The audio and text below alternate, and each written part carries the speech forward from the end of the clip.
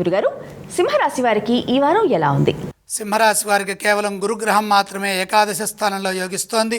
ముఖ్య కార్యక్రమాల్లో మనోబలాన్ని ఉపయోగించండి, తెలివిగా వ్యవహరించండి, ఆలోచించండి, అనుభవంతో పనిచేయండి. ఏ పని చేస్తున్నా 1-2 సార్లు పునఃసమీక్ష చేయడం మంచిది. చెడు ఏమాత్రం ఊహించవద్దు. గ్రహదోషం అధికంగా ఉన్నది కాబట్టి శాంతంగా ఉండండి. బాధ్యతాయుతంగా కర్తవ్యాలని అమలు చేయండి. ఉద్యోగంలో సకాలంలో పనిచేయడం ద్వారా మంచి జరుగుతుందని గమనించండి.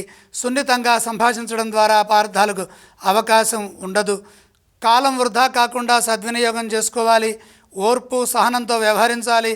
అదేవిధంగా రాబోయే పరిస్థితులను ముందుగానే అంచనా వేయండి. సమిష్టి కృషితో లక్ష్యాలను పూర్తి చేయవచ్చు. ఆశించిన ఫలితాలు రావడానికి అవకాశం ఉన్నది.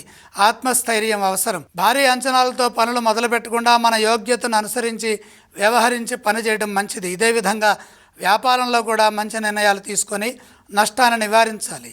ఆర్థిక అంశాలు వ్యతిరేకంగా ఉన్నాయి. ఖర్చు పెరగకుండా చూసుకోవాలి. మిత్రులతో కలిసి నిర్ణయాలు తీసుకోవటం చాలా ఉత్తమం. సింహరాశి వారు ఏ స్తోత్రాలను పఠించాలి?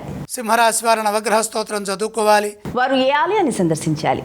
నవగ్రహాలని దర్శించడం చాలా మంచిది. వారు ఎటువంటి దానాలు చేయాలి? నవధాన్య నవగ్రహాలకు సమర్పించండి.